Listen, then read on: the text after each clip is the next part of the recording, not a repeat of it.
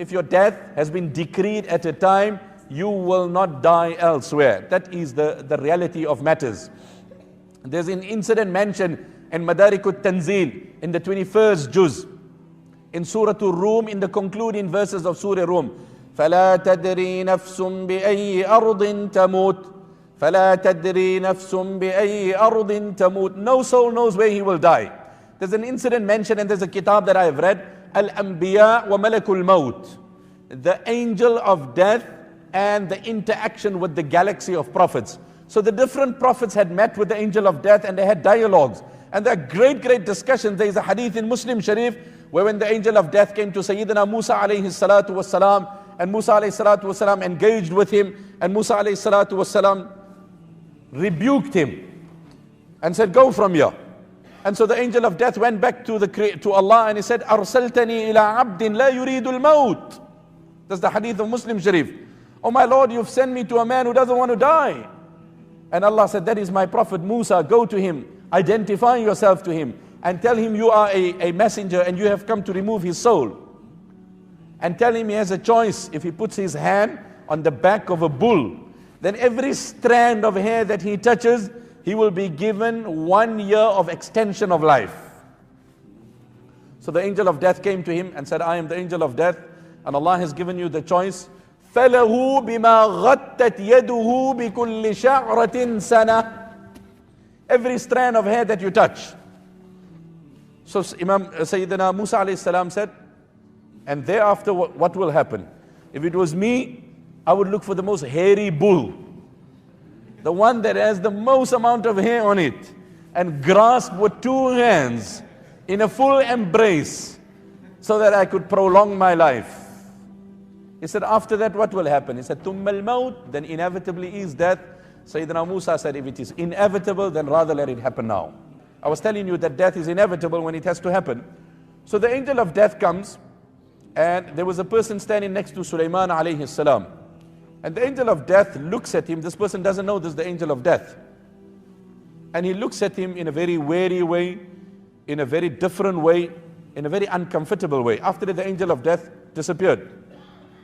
This person asked Sulaiman alayhi salam, who was that? He said, that's the angel of death. He said, he gave me a very frightening look, and I really got nervous about it. So please order the wind to take me to some very remote location. Now we know the wind would blow for Sulaiman alayhi salam.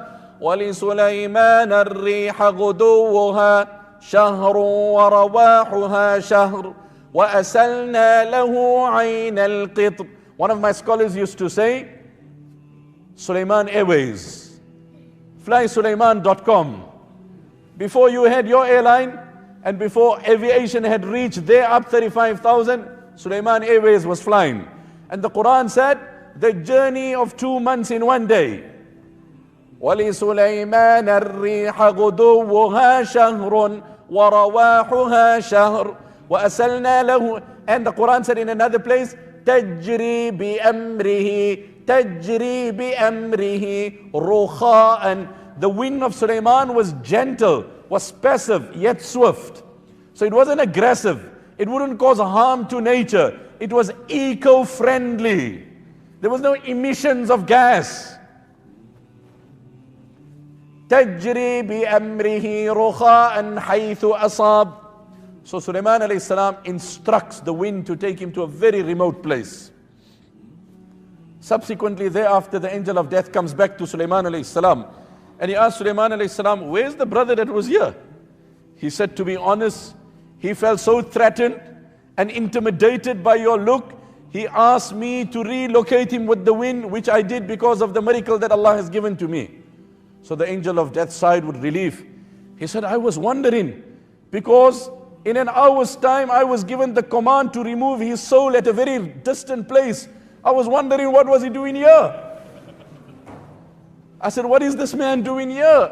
Allah has told me to remove his soul at a very, very distant location. And I'm like, this man is sitting here, and in an hour's time he needs to be dying on that other island. وَمَنْ كُتِبَتْ مَنِيَّتُهُ بِأَرْضٍ فَلَيْسَ يَمُوتُ فِي أَرْضٍ سِوَاهَا. Whoever's death has been decreed at a location will not die elsewhere. That is reality. We need to know that. That is our aqeedah, that is our belief. We ask Allah to give us a death on iman.